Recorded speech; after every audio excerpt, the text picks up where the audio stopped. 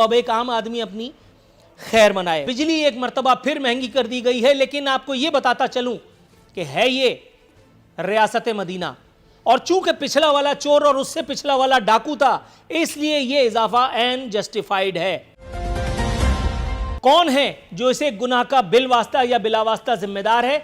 सईद गनी साहब को मगर वक्त भी कहां है, मसरूफ आदमी हैं।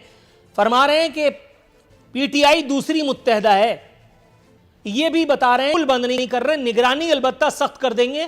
कोरोना से मेरी बात हुई, वो कह रहा था सईद गनी क्या बहुत बड़े भी आ जाएं तो भी रोक नहीं पाएंगे, क्योंकि मैं भुट्टो वालों का रिश्तेदार ही नहीं हूं। कोरोना ने तो आना है और इसी एक वक्त में आना है। एक सर्टेन पीरियड ऑफ टाइम तक कोरोना नहीं आया, लेकिन अब कोरोना आ चुका है।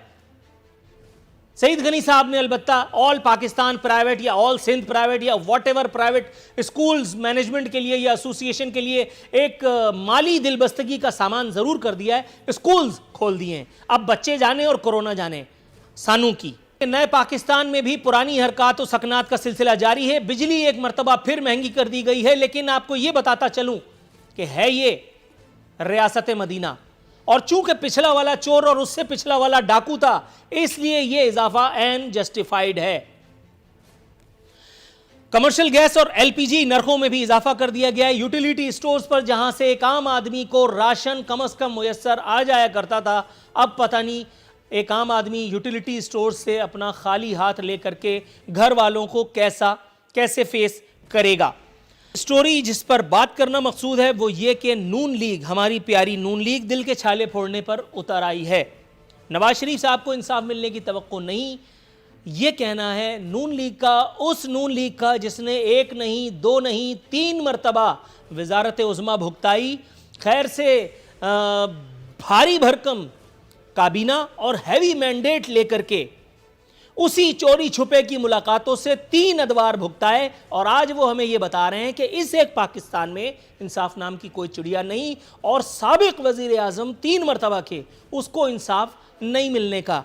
तो अब एक आम आदमी अपनी खैर मनाए। लोहे के चने जो पिछली मरतबा असम्बली से गायब हो गए थे, और गायब होकर के उन्होंने जाहिर है कि क्या किया था ये मैं अपने प्रोग्राम में बता चुका हूँ। एक मरतबा फिर मंजर आम पे आए, अपनी क़यादत का हक़ अदा किया, और उन्होंने कहा है कि सियासतदान जूते खाने के लिए पैदा नहीं होता। साद रफ़ीक साहब, सियासतदान अगर हरकतें वैसी करे कि उसकी नसीब में वो वाले जूते जिसका आप जिक्र कर रहे हैं लिख दिया गया हो, तो मैं और आप भी भला क्या कर सकते। पीपल्स पार्टी या सिंध हुकूमत की जिसको कहते हैं प्रोएक्टिव, ज़रा जायज़ा लीजिए। ये किताब मेरे हाथ में, ये है वो किताब जिसको बैन करना चाहिए था, उसके बाद पता नहीं क्या कुछ करना चाहिए था, नहीं हुआ।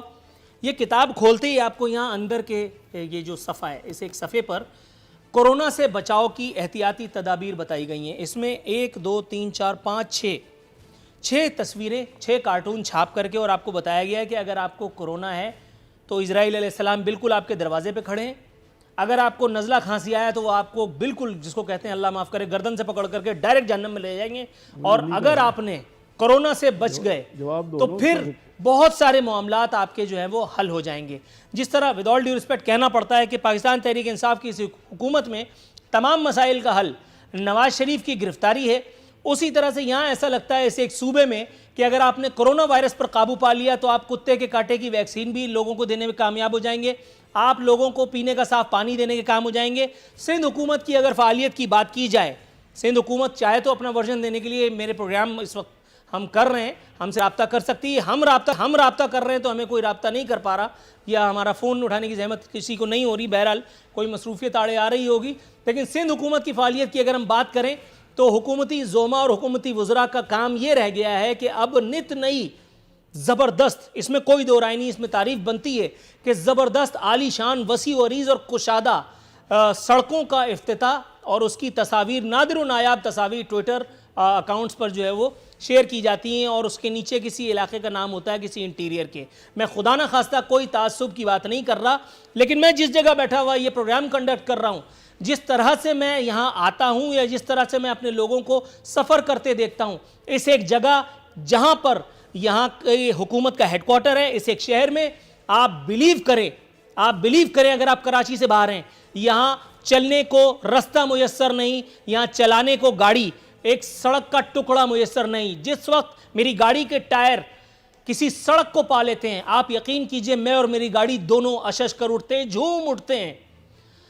पूरे सिंध में अल्हम्दुलिल्लाह सिंध हुकूमत का यह दावा है और मैं तस्लीम करता हूं, तरक्की याफ्ता स्कीम्स का जाल बिछा दिया गया है। लेकिन यहां जो शहीद मिल्लत पे फ्लाईओवर बनाया था वो आधा धस गया है भाई, उसका तो कुछ करो।